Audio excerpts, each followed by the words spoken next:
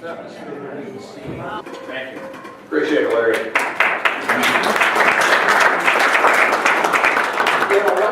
me tell you what I'm going to do tonight, and I apologize because of the fact I've got a lot of slides and you're going to be eating, so that's a little tough, but I'll talk you through them anyhow, so it'll work out well. Tonight, what I want to do is I want to first, oops, hold on, lost the back of my projector here, but I'm going to tell you what AI is. Then I want to talk to you a little bit about why now? I mean, what is it that makes it so special that today is the time that AI is going to take off? And there are reasons for that. Then I want to use some examples of AI, and finally I'm going to talk about some of the impact it's going to have on it. I got a lot. It's a story I'm telling. I'm going to try and get through it quickly. I'm going a mile wide and about an inch deep. Certainly open to questions, but I ask you to ask them at the end, because otherwise we won't get through tonight. You'll be here tomorrow trying to figure out what you were golfing for or something. I'm not sure. But anyways, you all remember our friend here from the movie AI, and I thought he'd be a good way to start. And now I'm figuring out why my they haven't turned it on. Okay, that's one of the technology things you got to work on. You know, the nice thing about artificial intelligence is it means at least I have some intelligence somewhere in here. AI is kind of an interesting concept. The goal of AI is to provide software that can reason and explain an output. And the input it reasons and the output it explains it. So where do we come with that's going to provide human-like interactions and software and offer support in the decision-making process that goes on? It's going to make things a lot easier for us. It really is. But one thing it's not going to do is it's not going to replace humans. Interesting thought. A lot of people think it does. No way. But it does really move things forward. Think about the advancements that have gone over the history of life. I mean, we've gone from all the old tools we had to what was the predecessor to the computer. Well, now, of course, today, the computer's been passed by, and we're not even looking at our desktops are not used that much. We're using phones and otherwise. I had a Dilbert one I was going to use, but it would cost $35 to use it, so I decided not to, so I'll tell you about it. Basically, they've got a picture of Dilbert sitting there, and he's working at his computer, and one of the guys comes up to him, and a young man looks at him and says, so, you're using the grandpa thing? The grandpa thing? He says, yeah, no, we don't use that, we use it. He says, well, I do have a tablet. He says, I can hit a break. Anyhow, we really are moving on, and we're finding that the technology keeps going. It is going to be advancing in areas that you cannot believe. But the computer enhancements are actually AI. Artificial intelligence is going to change the way we do things. Today, we drive cars. Sometimes we drive those cars a lot better than other times. And you do realize that we lose over 4,000 people a year by driving a car. People driving cars are not exactly as safe as you'd like them to be, but the reality of it is that the self-driving car is coming in. Quite frankly, if it does not reduce the number of people having accidents, then the self-driving car is not going to get here. I expect to see a dramatic drop all the way through in this arena. Now, we'll talk a little bit about that. That's one of the big AI things that are out there. So, what do we want to, let's see what the next slide is. I always like it when I get slides. So, artificial, what is it?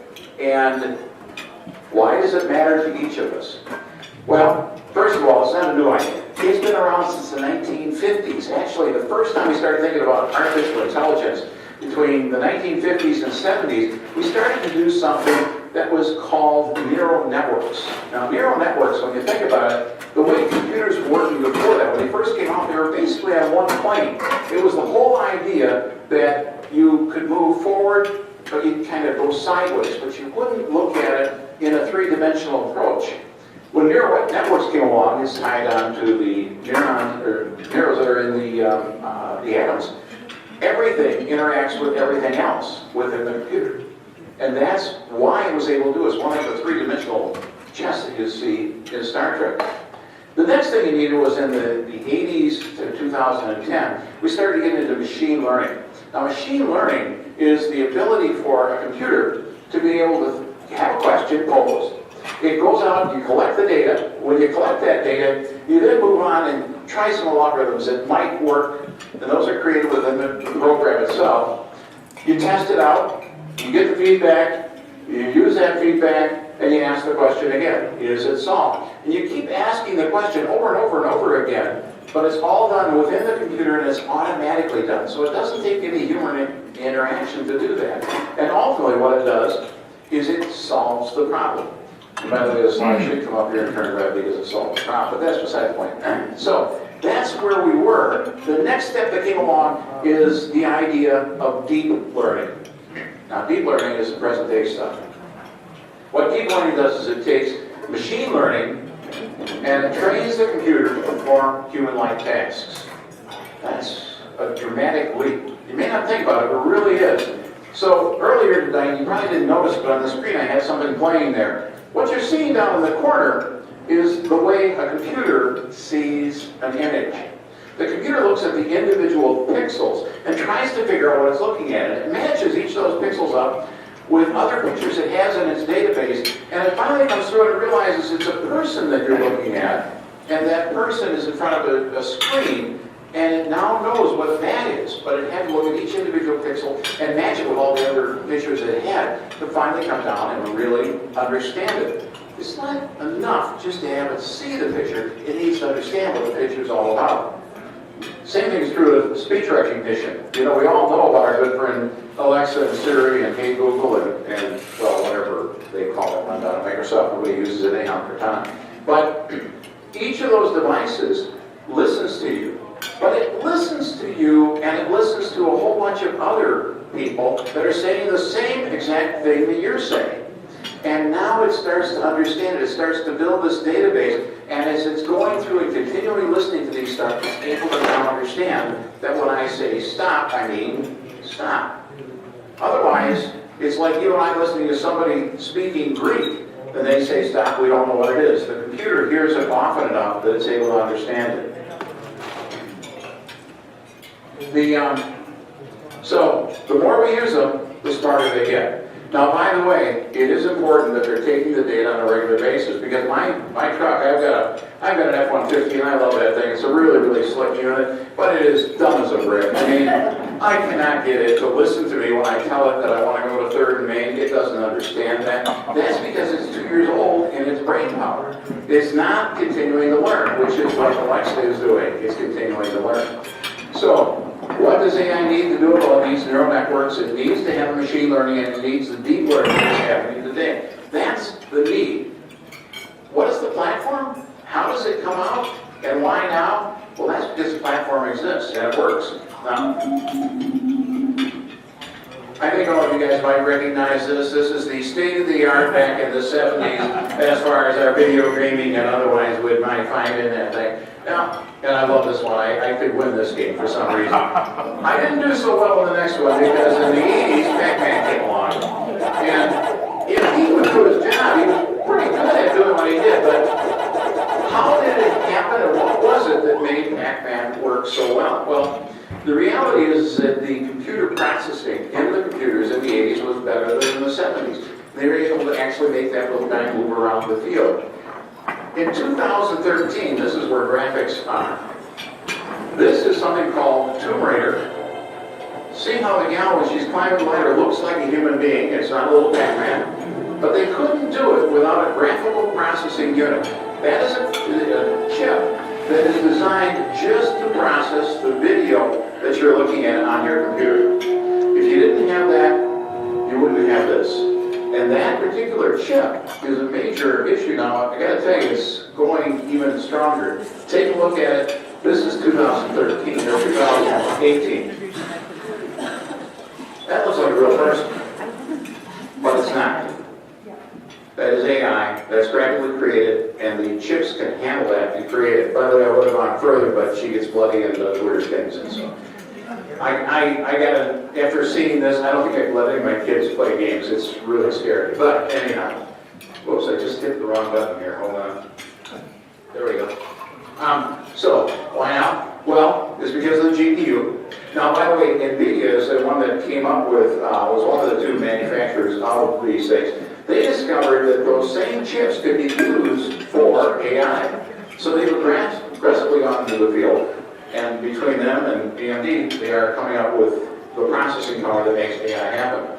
Second group is data. You need a lot of data. This is the cost for data. 1 gigabit, or the data back in the year 2080, or 1080, I'm sorry, or 1980. 1980, you're talking about close to $1 million. Anywhere from $500,000 to $1 million for 1 gigabyte. Now you can buy it for 5 cents. 5 cents. That cheap data, massive stuff, this bad boy here used to be used in the 1980s and stuff, and the 1950s and 60s, I'm sorry. It held a whole whopping amount of 3 megabytes worth of data. Impressive piece of device there. This tiny glass disk can store 360 terabytes of data, and it will store it for 13 billion years. That's kind of amazing, then versus now. Well, cheap and massive data is another key element as to why AI is happening today. Next one is data transfer. Now, Larry Sarah would know a lot about this one because being in the communications business at the time he was, this bad boy right here could do all of 300 bits per minute, or per second, I'm sorry, really screaming down the road. And of course, it really got an improvement when we moved to 1200. That was the state of the art in the early days of when Pat and I started looking at modems that we were using. Now, a friend of mine works with Pactel, and he told me about when he first got involved in this stuff. He said, this is really exciting stuff. I went to a Hollywood producer, and I said, I want to take, and I want to convince you guys that you should use this whole new technology to send from Vancouver, Canada, all the way down to LA, the movie clips that you're sending back and forth.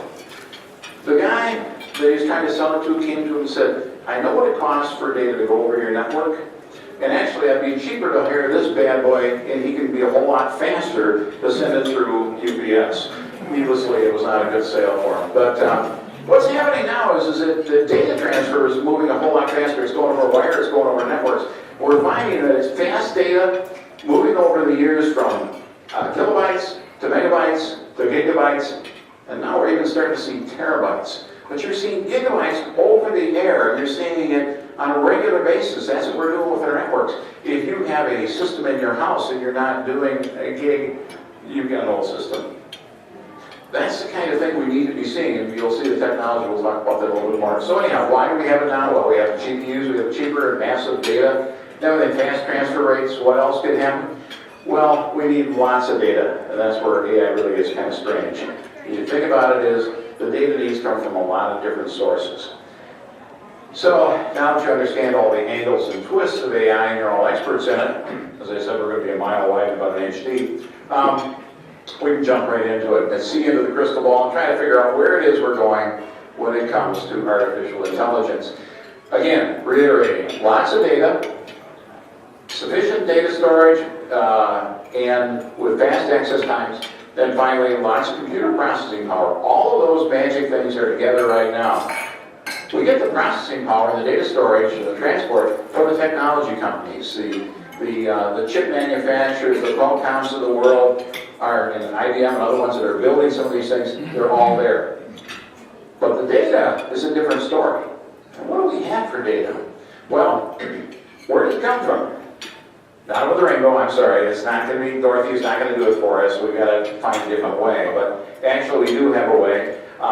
One of the guys who's big in the data field is this group called Google. Now think about it. Anybody know how old Google is? It turns 20 next year. It's only 20 years old. And think about how influential and part of our life it is. These guys are collecting data like you would not believe. But they're not the first guys to collect data. No. Our government's done a much better job of that in the beginning days. I mean, they've been collecting data on us from the beginning of our country and previous countries before that. So you've got that as another source. And then you're going to find your bankers and your investment bankers, your credit bureaus, they're collecting data on you, and your healthcare agencies and your insurance companies are collecting a lot of data on you. And then if that wasn't enough, you've also got your Amazons now. When you buy things, they've got all the information you want with Google, they're collecting it. And Facebook collects all this information that you willingly share with them about yourself as to where you are and what you're doing. And if that wasn't doing it, the old brick and mortar is doing it. Ace Hardware knows what you're buying and when you're buying it, and all that information goes into their databases. And then you've got these lovely things called cameras. And who gets the data from that? Well, it could be the government, it could be the store you're in, it could be anybody that owns the camera, it could be the doorbell of the guy that you just rang the doorbell of. But with face recognition and other things, if they're collecting that in the cloud, you've got a lot of information that is being collected about you just with that camera. And if that isn't enough, now even the devices we have in our house are collecting stuff. It's called the Internet of Things. My refrigerator talks to the cloud. My washer, my dryer, my dishwasher, all talk to the cloud. And they all tell what's going on within that device in the house. Oh, and by the way, I should tell you that your car also talks to the cloud. So, let's take a look at Google. You know, Google knows where you are and where you've been. By the way, this is where I've traveled over the last few years. And Google's been tracking me. It knows where I am, and it knows where I am right now. Matter of fact, it knows where most of you are right now. If you have tracking on, if you have the GPS on in your phone, it knows you're here at Untitled Country Club. It's nice that they're a friendly group, that they know all this good stuff about us. Oh, and by the way, this is where I was today. It was a busy day. But anyhow, this is kind of handy, actually, though. I went to my Google account, and I looked it up, and on the 28th or 20, I think it was 28th of June, of October, I flew from Green Bay to up to Boston and drove down to Yale University. And the neat thing about it is that according to AI, and my GPS function on my phone, supplemented by the GPS mapping stuff that Google has created and done and spent time, they know that how long I spent in a given location, what is at that location, and they were able to surmise from that my wife and I stayed at the Yale Hotel, the study at Yale Hotel, that I toured Yale University that morning for 3 hours. I went to the market at Grafton, which is a nice little place up in Grafton. It's a wonderful lunch place. We stopped at the Vermont Country Store. Some of you ladies may know that. My wife knew that. We stopped and screamed to a halt going to that place. And then we picked out at Ben & Jerry's Factory Store and stayed at the Van Tromp's Family Lodge. And by the way, that is really the family that did the Sound of Music. I'm starting to feel old. The next night I went to a bar and I talked to the bartender and I said, we were over at the Tramp Family Lodge. She said, oh. I said, well, you know, this is the Von Trapp family. And she goes, oh, this Sound of Music. Yeah, we have that turned on. I said, no, the movie, The Sound of Music.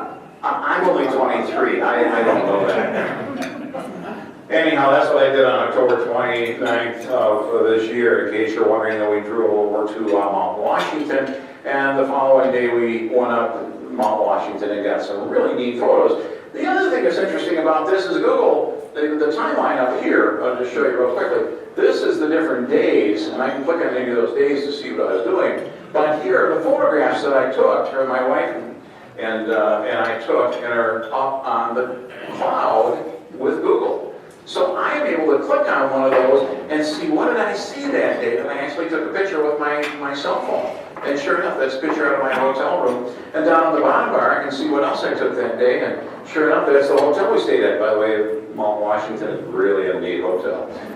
But they're collecting data all the time. But what do they do with that data? Well, one of the neat things they do with that data is they come along and they'll come by knowing hundreds of other devices that they're collecting data on, they're able to see where are the traffic jams. Where is everybody driving really, really slow? And if I'm driving from point A to point B, they can give me the best route to get there because they've been able to collect this data.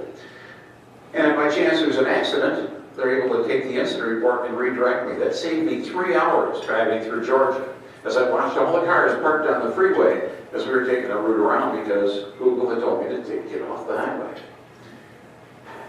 And by the way, they can also tell you some really great places to eat because reviews that you've done about these places, as you're driving along, it will tell you what's the best place to eat, what's the best place to stay, and where's some nice shopping. So Google is one of the big angles out there, and they're collecting a lot of it. Another group is, they talk about the Internet of Things. This is really slick, and this is a really good example of what AI is all about. I don't know if you know it, but every one of your devices you have in your house, your refrigerator, your dryer, your microwave, has a special signature that goes over your electric line. In other words, there's interruption of the power going over your line. I bought a product called Sense, and it reads those signatures. It sends it up into the cloud, and by the way, all it is just this little box connected to the bottom, a couple leads, and then connected to your breakers. And with it, reading the signals, it knows that an incandescent set light looks like this. And when it turns on, it's able to tell me that.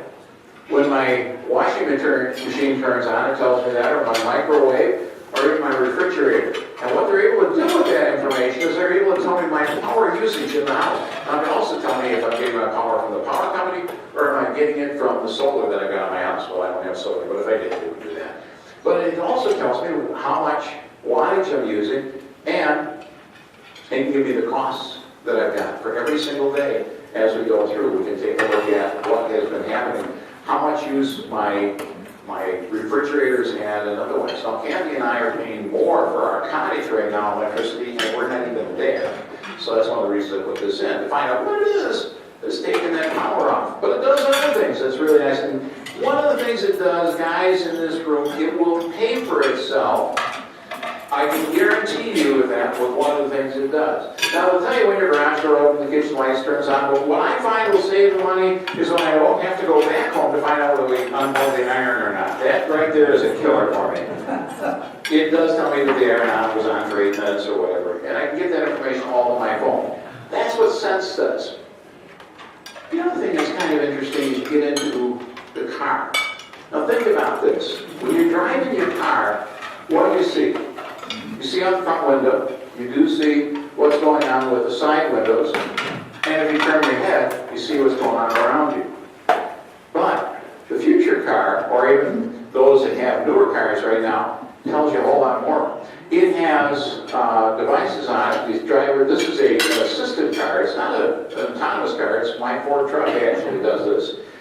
And because it has radar on it, and it has ultrasonic on it, it's able to take it as I'm driving down the road. It slows down when I get close to a car when I've got my cruise control on. It tells me if a car's coming in my lane. It tells me if I'm leaving my lane. It tells me if somebody's coming up behind me or if I might have a collision in it.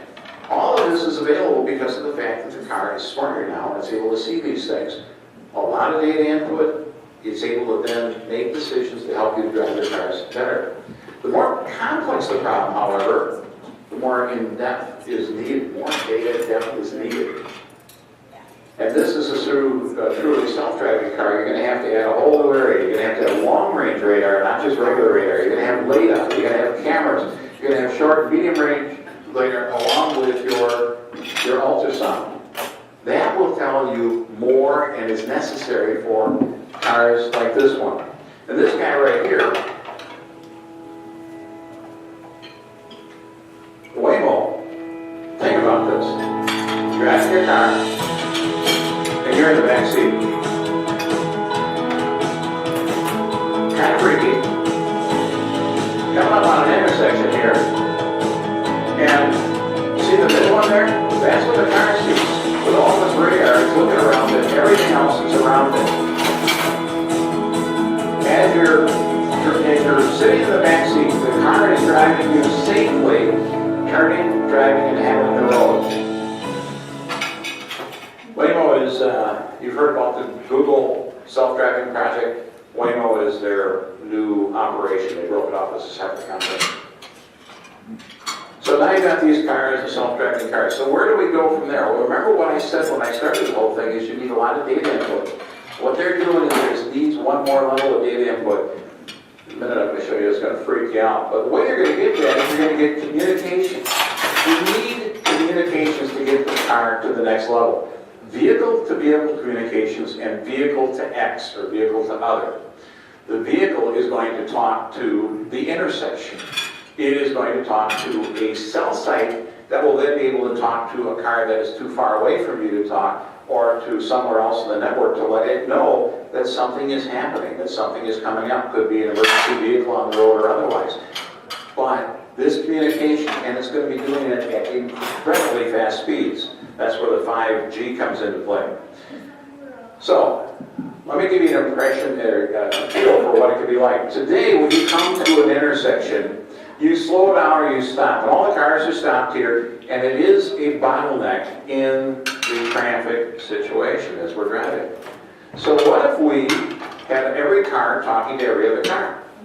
And what if a car stops and the car that has 15 cars behind it stops at the same time? Not waiting for driver reaction, but actually getting the signal that the car in front has stopped. The car that's 15 cars back puts its brakes on at the exact same instant, or within, a blink of an eye. Not even that, it's much shorter. Here's what it could look like. Ultimately, AI will allow all these cars to go through the same intersection, going different directions at the same time. You're going to be moving through, and you'll be driving at breakneck speeds as this is going on. You merge onto the highway, and you're going through and going crazy. Now, to show you that it really works, here it is in slow motion. The car as it's turning does not get hit. Well, what they do is they slow down and speed up in nanoseconds. The reaction has to be that quick. But by doing that, there are no longer slowdowns on the road. It'll impact a lot. And again, the Internet of Things is going to be connected wirelessly. Some wired, but a lot of it's going to be wirelessly. It's going to be 4G, 5G, and Wi-Fi are the main areas. Well, I did have somebody ask me, is it going to have any impact on medicine? Oh, crazy. What's going on there? Well, first of all, deep learning algorithms have been able to diagnose TB. A study, they trained AI with hundreds of X-ray images. They tested it with 150 X-rays after they had trained it, and they came back and they had a 96% accuracy. That's actually supposed to be better than many human radiologists. And think about it, the more training they get, the better they get. Much like my Ford truck doesn't understand I want to go to 3rd and Main, but Alexa knows it very, very well. Same thing is true here. Another area that's got a lot of promise and really is looking like it's going to take off is diagnosis for eye disease, diagnosing diabetic eye disease. It's a major issue in third world countries, huge issue in third world countries, because they don't have the ophthalmologists, they don't have the experts that can look at the eyes and say, hey, you got a problem here, we got to solve it. It is a very solvable disease, but you got to catch it early enough. Well, now with AI, they're able to take a look and take a picture of the eye and actually look at the eye and recognize that somebody is in the mild or moderate area, and they can correct it before it becomes a problem at a fraction of the cost, and anything that can be done across the world. It's not requiring us to have the ophthalmologists everywhere. Now, you still need somebody to solve the problem and to fix it, but it does make the diagnosis a whole lot better and a whole lot easier. Let's see what I got coming up here. There we go. Google did a little study, and in their research study, they came back and they said, we want to train AI to detect the spread of breast cancer. So what they did with that is they took lymph node tissue and they put it with the microscope and looked at the things. Now, the idea of looking at a microscopic picture of a whole bunch of stuff and really, really tiny, trying to figure out what it is, it's not that easy. It's just, think about it from the non-medical standpoint of looking at the city maps of Green Bay and trying to find your house without any idea, or a house that looks like your house without having any idea, and trying to study it and understand what it is. Well, quite frankly, it's not that easy to do, and computers do not fatigue. So that's where you're going to find some real advantages in that arena. It's already assisting pathologists in detecting cancer. So in the that part of diagnostics, it's going to be a very strong play. Radiologists will be helped, assisted, and possibly in the future replaced. In the UK, correlating medical history rates with heart. That was a study they did. They ended up taking almost 300,000 different people that said, we want to know what's going on. So they put the records in. They took their complete medical histories and put it in, and AI algorithms looked at it. They had 4 different algorithms look at it and do an analysis of what it was.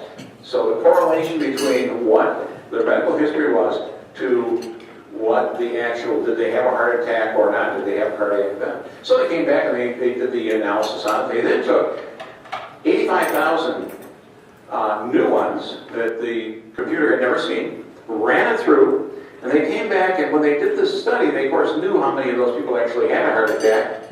The algorithms were compared to the best practices that doctors were doing. The American College of Cardiologists and the American Heart Association, their guidelines, which included patient history, their age, their smoking, their cholesterol levels, their diabetes history, came through all that, and they said, okay, what do we got?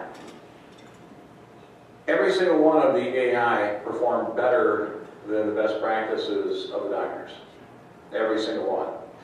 And the one that performed the best ended up predicting more correctly 7.6% of the time and had 1.6 less failures or improperly flagged type of issues.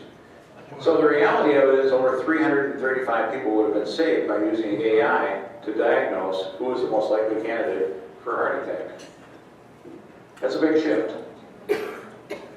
One of the other things they said is they looked at it, and the studies did not find that some of the things that were in the guidelines were actually even considered by AI to be worthwhile looking at.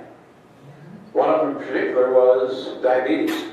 This particular study, which had about 300,000, they found no correlation whatsoever. That flies right in the face of the guidelines, which have it in the top 10. Now, a bigger study might give you a different story or might give you more information, but I thought that was interesting. You think about it, what's going to be happening in 5 to 10 years when they get more and more data in here, will it get that much better? Think about what's happened with since the iPhone was first launched 10 years ago or 11 years ago to the smartphone. It's dramatically different than what we saw back at that time. Just 35 days ago, we had in China, they announced something that was kind of unique on November 8th. So we're only talking 35 days old. This announcement came out from China. The world's first AI news anchor went live. Talk about fake news. But anyhow, we got, here he is. 各位观众朋友们，大家好，我是今天 Hello everyone, I'm an English artificial intelligence anchor. Both were developed in China by a research engine company. They created through machine learning. They simulated voice, facial expressions, gestures of the broadcaster, of a real live broadcaster. Here's a real live person. Here's your AI anchorman. Pretty impressive when you think about it. They're able to do 24-hour-a-day news by simply typing it in, and it will create the news without having to have a person involved in it at all. Scary. Well, anyhow.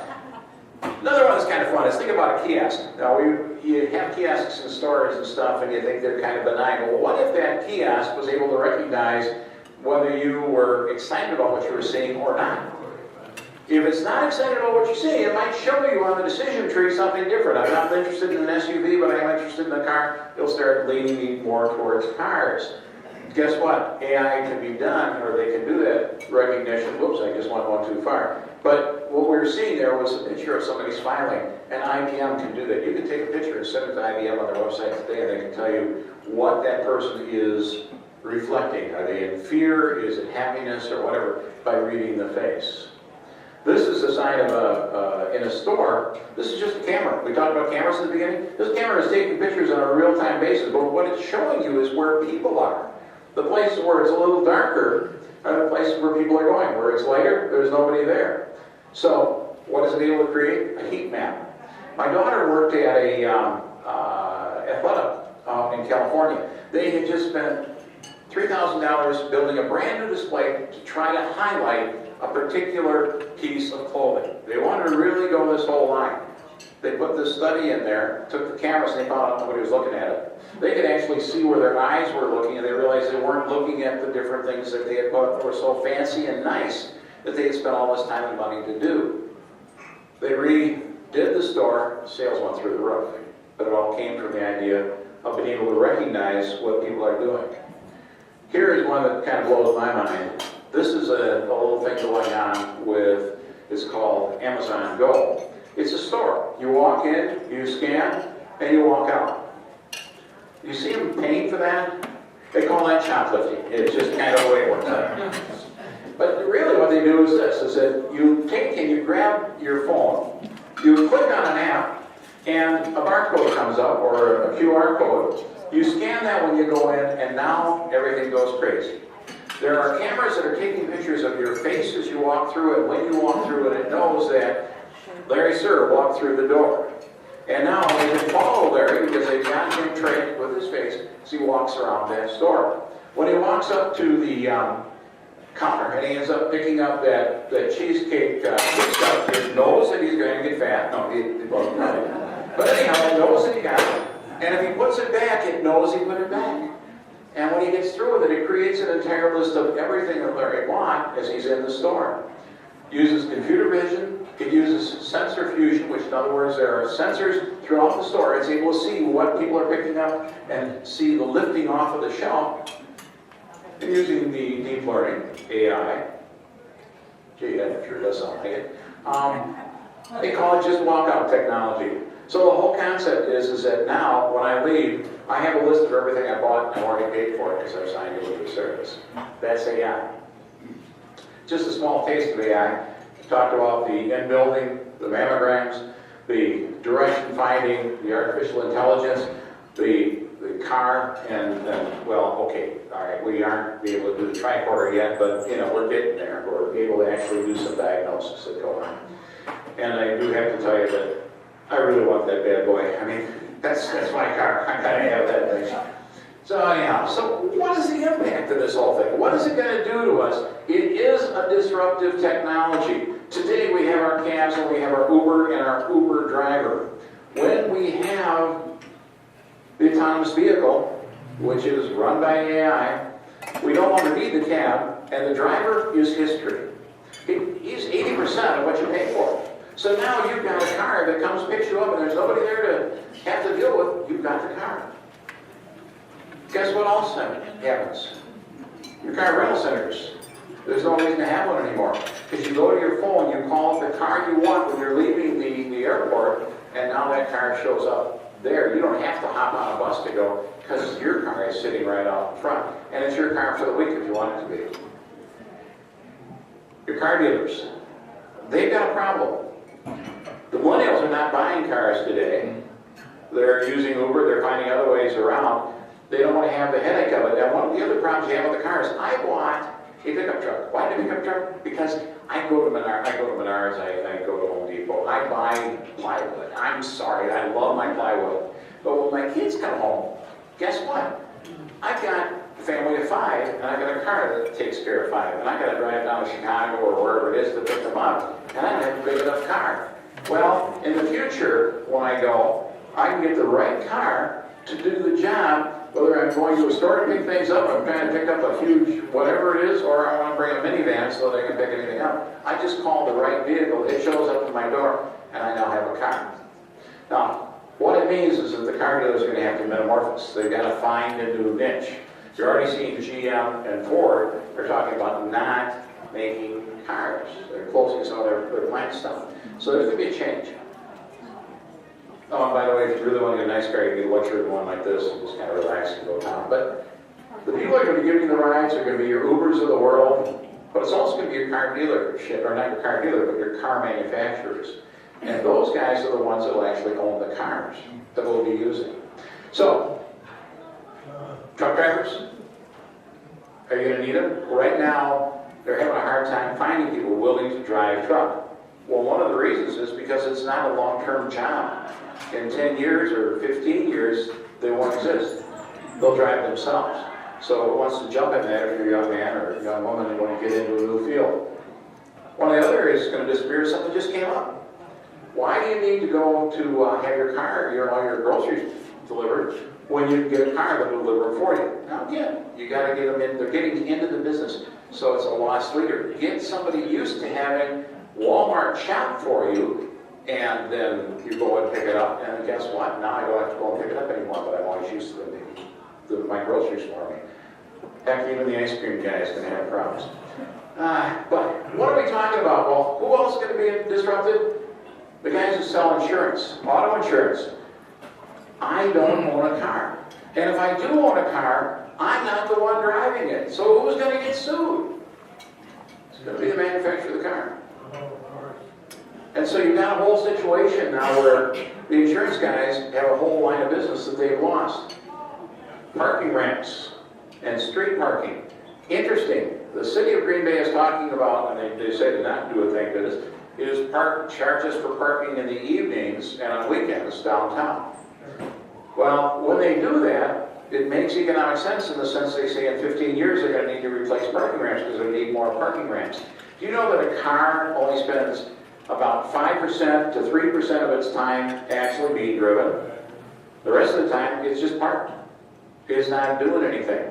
It's in a parking ramp. If you're able to use that much more efficiently and share that car with a whole bunch of people, you don't need as many cars, and those lanes open up and you end up with a street that looks like this, which means you've got an opportunity for bicycles or people to walk on it, or even having a second car go down the same road.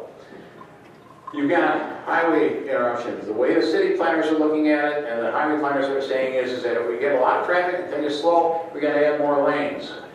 I will predict in the future you can have a road looking like that and be driving 100 miles an hour. Why? Because the cars are all talking to each other and they all stop at exactly the same instant. And the beauty of something like that is that they don't all have to be going, half of them going one direction and half going the other. You can have 7 lanes going one direction and 3 lanes going the other, and then as the day goes on and traffic changes, they just do some computer magic and bingo, you've changed the direction. What we're going to be hearing a lot of this is in the idea of smart cities. The idea that the city can tell us where there are open parking spaces, can tell us where the trains are, where we can plug our car in. All of the different pieces that are part of the AI network. And of course, the emergency room. Well, if you don't have car accidents, do you really need one? No. Yeah, you really do. Sorry, that's not the case. But in any case, you can see, though, they're going to lose some of those patients they're getting from the car accidents that no longer exist. A lot of things are going to be impacted. Your personal injury lawyers, your radiologists, your ophthalmologists will all be impacted. Employment, I'm going to get close to the screen. Can I read this because you guys can't from there? McKinsey Global Institute says that they are expecting by the year 2030 that between 400 and 800 million jobs will be lost. They'll be displaced. There will be as many as 375 million people who will have to change their entire job career, a whole new category that may not have existed beforehand. That's disruptive, and that's by 2030. Wall Street Journal, however, had a little bit different view, but they pointed out that, put simply, jobs that robots can replace are not good jobs in the first place. As humans, we climb up the rungs of treasury, physically taking physical tasking and mind-numbing jobs to jobs that use what got us to the top of the food chain in the first place, our brains. And then you get into, think about where this all came about. Back a few years ago, there was a group called the Luddites. You may remember that from your history. These were the guys that went into the textile factories and burned them down and destroyed it because they knew they were going to lose their jobs to these unskilled laborers that were running the machines. Well, that was back in 1811. This is not a new issue. It's been around. But as Gardner points out, by the year 2020, AI will generate over 2.3 million new jobs with an impact of a loss of about 100 or 1.8 million. So about a 500,000 job increase because of AI. But it does mean we're going to have to change. And is that kind of a scary thing? Millennials are already planning on having between 15 and 20 jobs. They job hop like it's crazy. They change careers. That is, they're already geared up for it. They're already ready for it. They're already seeing it and then moving that direction. So 20 or 15 awesome jobs that didn't exist earlier. Social media manager, data specialist, podcaster, mobile development or app developer, Lyft driver, anything to do with artificial intelligence, employment, brand manager, cloud architect, and others. These are all from Glassdoor.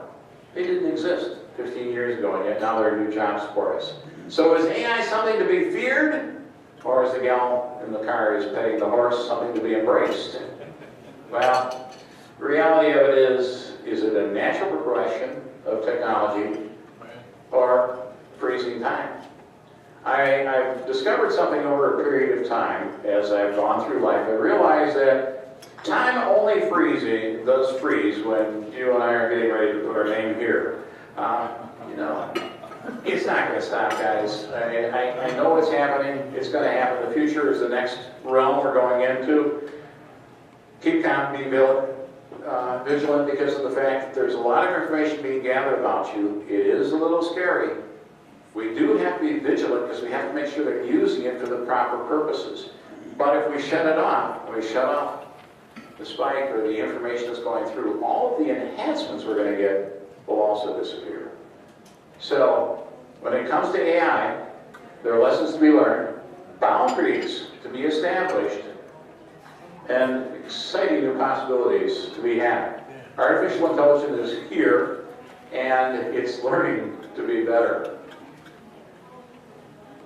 AI is kind of an exciting topic. I tried to give you an overview, give you a little flavor for it.